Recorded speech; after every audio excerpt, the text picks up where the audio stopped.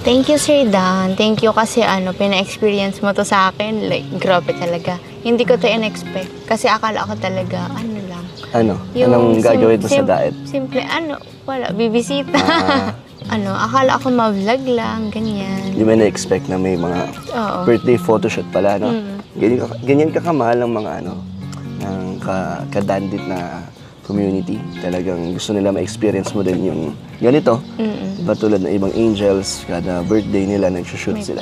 So ayan, isa ka naman din sa mga angels, kaya ayan, deserve mo din naman ma-experience yung ganito. Thank you. Maging memorable ang 22nd birthday mo. Oo nga. Basta yung mga stress mo sa naga or tsaka yung mga paninda mo, iwan mo muna yun doon. Dito ka muna, mag-enjoy ka, i-relax mo ang sarili mo para pagdating sa sa pictures, fresh na fresh. Mukha ka naman fresh. Ganda na makeup sa'yo eh.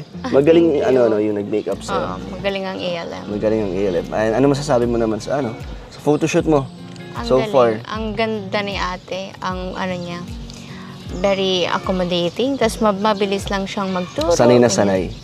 Expert na. Very professional. Pero medyo may tampo ako din kay ate. Kay ate, bakit? Hindi mo na ako pinapansin. Hindi nga ako niretouch niya ate. Unti lang ng shot sa akin. Joke lang. Joke lang, syempre sa'yo to. Lahat yan para sa'yo. Dapat ikaw ang highlights dito. Lang ako, support na lang.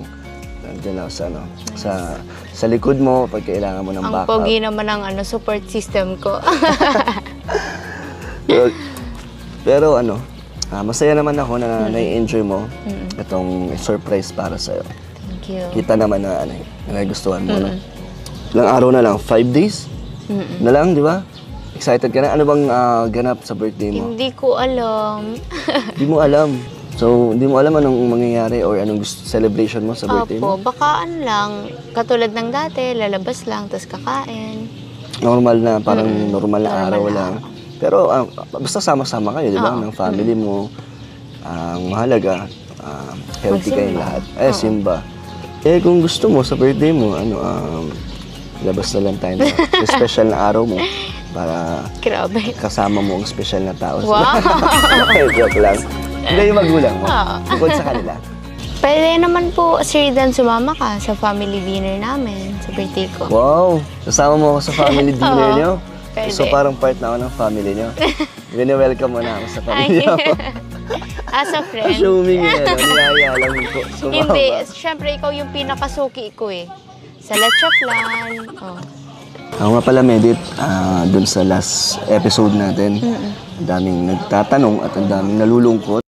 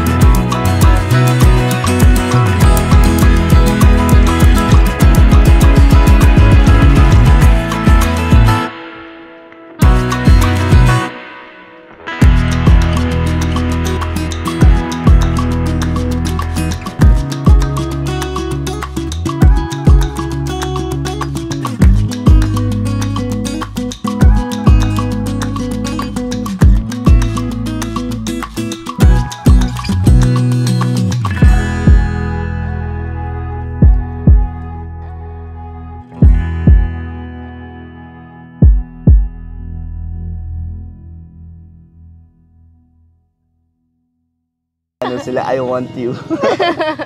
Pero yun nga, para doon. So ayan, wala nang atrasan. Tuloy na. Then, ginawa ko na yung request mo. Oo. So, tuloy. Ika-count ko na yun as birthday gift mo sa Yan. akin. Yan, birthday gift ko na rin po yan. Pero para mas kay Eddie. maganda kung kakanta ka sa birthday Huwag ko. na.